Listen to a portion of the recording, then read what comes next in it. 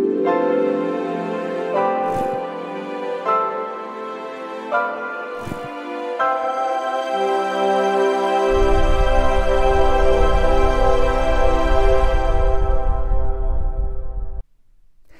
everyone, welcome back to Barter Hordes. My name is Robert. Happy Friday.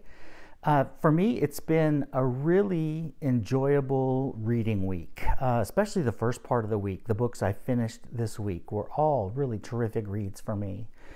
I finished 3 books.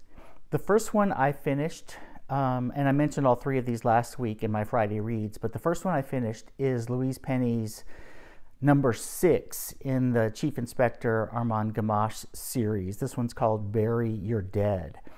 And I mentioned last week that this one's a little bit different in nature from the others in that most of it is not set in Three Pines. She's done that on a couple of other occasions too, but this one is set in Quebec City. And instead of a mystery line throughout this one, there are really 4 mystery stories going on at the same time. And she does a terrific job of keeping them all separate.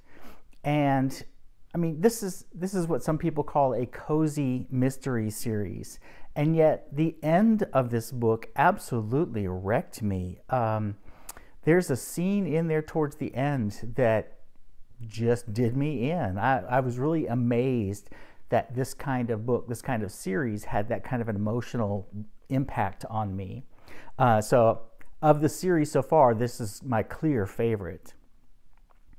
The second book I finished was a 2019 fiction release here in the US. I think it came out in 2018 in some other places.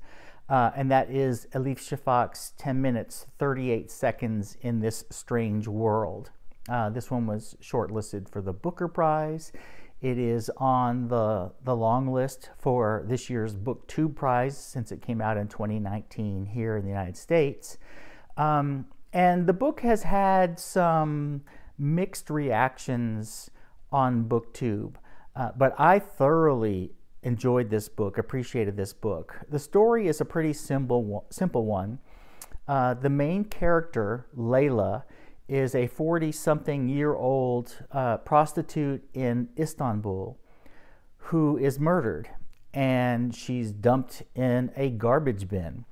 And the 10 minutes and 38 seconds from the title refers to the 10 minutes and 38 seconds her brain continues to be active after her physical body has died, after she stopped breathing and her heart stopped. And the first probably 60% of the book, part 1 of the book, is a countdown on that 10 minutes and 38 seconds. Each chapter is another minute. And in each of these chapters, she is having a memory from some point in her lifetime, whether it's a memory triggered by smell or the memory of smell or something like that. And so you learn about Layla's whole history in this 10 minutes and 38 seconds. Then the second half of the book, and I think this is the part of the book some people may have not cared for, is the aftermath of her death for the 5 people she counted as her very close friends. She had a small circle of what she considered extremely close friends, almost family. And so it deals with those 5 people after her death. Now the second part of the book may seem a little over the top to some readers. It almost can be seen as descending into farce, but it never felt that way to me. I really was touched by this book. I love her writing style. A lot of readers have told me that this is not even her best book. So I'm looking forward to picking up some of her other ones if they're even better than this, because I was very impressed with this. I didn't give it 5 stars, but it's clearly in between 4 and 5 stars for me. It's very good. And then the third book I finished this week is my first 5-star rating of the year, and it goes to a nonfiction work. And that is also a book on the BookTube Prize short list for nonfiction, or long list for nonfiction, and that is She Said by Jodi Kantor and Megan Twohey. These are the New York Times reporters who researched and broke the Harvey Weinstein scandal after several other journalists at other publications had tried and failed to get the story, to get enough verifiable information to actually publish the story. These two women did it, and it opened the floodgates for the 80 some odd accusers of Harvey Weinstein since then. I happened to start this book, and this was partly by chance. I happened to start this book on the day Harvey Weinstein's trial for rape and sexual assault in New York began. That trial's ongoing. It probably will be for several weeks. But this book was a story more about what they had to do to get the story, to get witnesses who would go on the record when no one really wanted to, because they had seen so many other people destroyed by Harvey Weinstein and others like him who are powerful. When they do go public with a story, they're either not believed, or their careers are ruined, or their lives are ruined, or some combination of all of the above. And so it's a remarkable story what these two women had to go through, and the roadblocks they had to overcome, thrown up by corporate America, thrown up by Hollywood protecting its own, thrown up by so many different people that said, you can't write this story, you can't publish this story. But they stuck to it and did it. And it basically opened the dam for more women to realize, I need to tell my story about Harvey Weinstein and other men.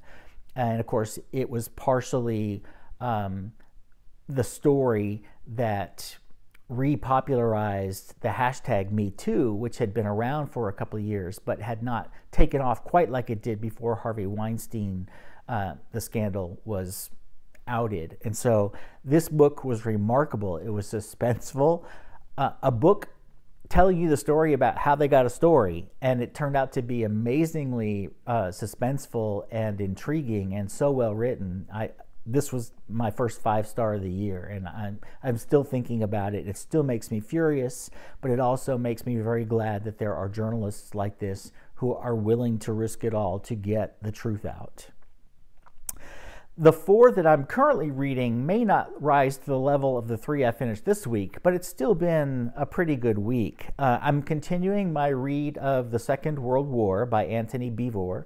I am probably 300 pages in, maybe a little more than that, of this 800-page mammoth general history of the Second World War. Right now, I am in a section about the spring and summer of 1942, so kind of a relaunch of Operation Barbarossa by the Germans against the Soviet Union. And I'm doing a chapter or 2 chapters, depending on their length, each day. I think there are 50 chapters overall, and I'm on 20-something. So I'm probably 40% of the way, 45% of the way into this book. The other 3 that I'm reading are all 3 on the long lists for the BookTube Prize. And most of my reading from here on out, until I finish all of the books that were nominated or that were selected, will be BookTube Prize books. The first one that I started was a nonfiction work by Dina Nayeri, The Ungrateful Refugee. Dina Nayeri is originally from Iran. She's writing both a memoir and a journalistic account of other stories and the problems that refugees face in being believed by immigration officials, whose jobs in many cases seems to be to find some inconsistency in a refugee's story so they can deny that refugee access to the country, rather than trying to protect people who genuinely need protection. It's a heartbreaking account in some ways. It gets a little bit abstract and philosophical in some places that I don't get as engaged.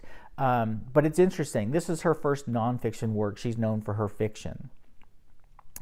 The second one that I started this week is a novel, Olive Again, by Elizabeth Strout. Sorry, I just had a complete brain cramp.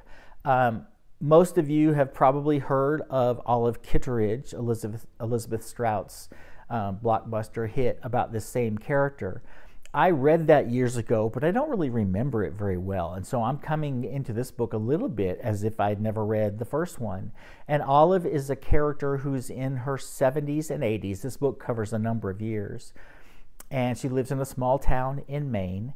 And this book is about a series of characters that are tangentially or more directly related to Olive's story in some ways. And so you get almost little short stories, but then Olive figures into a lot of these stories as well. And she's an interesting character. She's very forthright. She's cranky. She's a little bit, I don't know, some people would probably question whether she's on the autism spectrum, the way she interacts with people and has no filter. I don't know if that's true. I'm certainly not qualified to make any kind of diagnosis, but it wouldn't surprise me if she were. But this is about all the different characters, some funny, some heartbreaking. Some of the stories are funny, some of the stories are heartbreaking, and Olive's interaction with all these people as she's nearing the end of her life. And then the last one that I started this week is another memoir. It's by Susan Strait. It's called In the Country of Women. And I didn't know much about this one. Susan Strait is, her mentor was James Baldwin. So she has incredible help and guidance as she started her writing career in Amherst, Massachusetts. She grew up in California and Oklahoma, mostly California. And she is a white woman who married an African-American man. And this is the story of all the women going back generations in her life and some of the stories of America that these women have experienced. The race massacre in Tulsa in 1921, I think it was, 1920 or 21. One of her relatives, ancestors, lived through that, telling the stories about what it's like in the 1970s to be in a mixed couple in Los Angeles and around Los Angeles. It's interesting to me for a number of reasons. One, it's very well written. She has an excellent writing style. But it's also because she's extremely close in age to my age. She's a couple of months younger than I am. So when she's describing high school things, those are the same years I was in high school. And so that's very close to my own experience, although her experience in California was probably a little bit different, not 100% different, but a little bit different from my experience in both Texas and Virginia when I was in high school. At times, I get a little lost in the sheer number of people that she mentions because she doesn't develop all of their stories in great detail. And so I really have a hard time keeping some of the different people straight in her memoir. But the stories about herself, the stories about her husband and their 3 daughters. This book is essentially a letter written to her 3 daughters. It's really well done. I'm really enjoying that one. I'll probably finish the Ungrateful Refugee and Olive again later today, so that will kind of wrap up my January reading. I still have a couple of days worth of reading of In the Country of Women, and then I'll start 2 new ones to replace those others tomorrow. So I'll be picking up some new books this weekend. I did want to update you on one thing in my music project, my classical music project that I've been doing for a couple of weeks now. The work that I'm featuring here is Beethoven's 3rd Piano Concerto, and I'm not really featuring it because of the work. I like the work a lot, but it's not one of my favorite piano concertos, and it's not really what I love about Beethoven. Beethoven is one of my absolutely favorite composers, but what I fell in love with from Beethoven's works were his extensive catalog of piano sonatas, solo piano pieces. So they're not part of this project, but specifically an artist that I found years ago who recorded all of his piano sonatas on a number of different recordings for Telarc, John O'Connor, an Irish pianist. He is, in my mind, the best interpreter and performer of Beethoven's solo piano works that I've ever heard.